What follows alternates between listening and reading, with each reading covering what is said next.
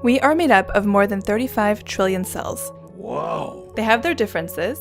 Some are brain cells, some are skin cells, others are intestinal cells. But despite these differences, they have a common lineage since they all came from one single cell. The process by which one cell makes 35 trillion cells that do everything from digesting food to killing pathogens and creating memories is a complex one. But understanding this process is helping scientists treat disease. One example is diabetes, which affects about 10% of the US population. Scientists at the Harvard Stem Cell Institute are making diabetes and metabolic disease a primary research focus. Diabetes is caused by the loss of functional beta cells. Beta cells are found in the pancreas and are responsible for controlling blood sugar levels. The body needs a certain level of blood sugar to stay healthy. Here's how it works. When we eat, the carbohydrates, or sugars, enter the blood, and this activates beta cells to start producing insulin. Insulin is a hormone that allows your body to make use of and store sugar. In doing so, it maintains a balanced blood sugar level. Beta cells respond to blood sugar levels similar to a thermostat. When the temperature gets uncomfortably high, the air conditioner turns on to bring the room back to a normal temperature. When blood sugar levels get too high, beta cells turn on and produce insulin, which will reduce blood sugar levels. In type 1 diabetes, beta cells are destroyed by the body's immune system. In type 2 diabetes, beta cells become dysfunctional and cannot produce enough insulin.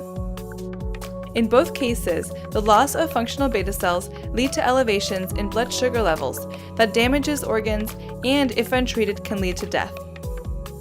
At present, diabetics inject insulin with a syringe or pump, but providing insulin by that means is nowhere near as exact and effective as having functional beta cells.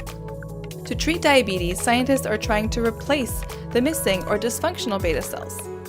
To do this, they have turned back the clock to the time when we were all single cells to understand how beta cells are naturally produced.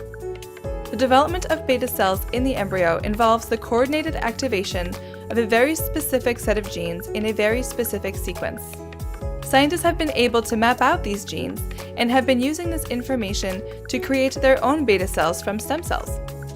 By replicating exactly what happens in normal development of the embryo, scientists are creating beta cells in a petri dish. And these new beta cells are functional. They can produce insulin in response to blood sugar levels. Scientists are now solving a new challenge. How do we introduce these cells into the body and keep them alive?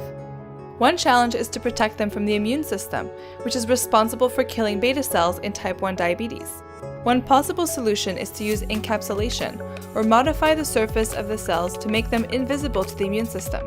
Scientists also want to make sure they can produce enough viable beta cells to make sufficient insulin when the body needs it.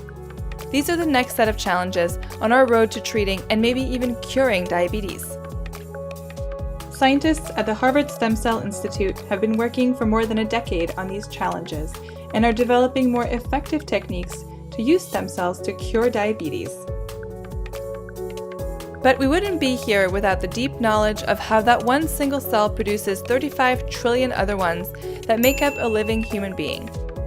Observing how normal development happens helps scientists produce not only beta cells, but many other cell types relevant for all kinds of diseases by creating brain cells, liver cells, or lung cells.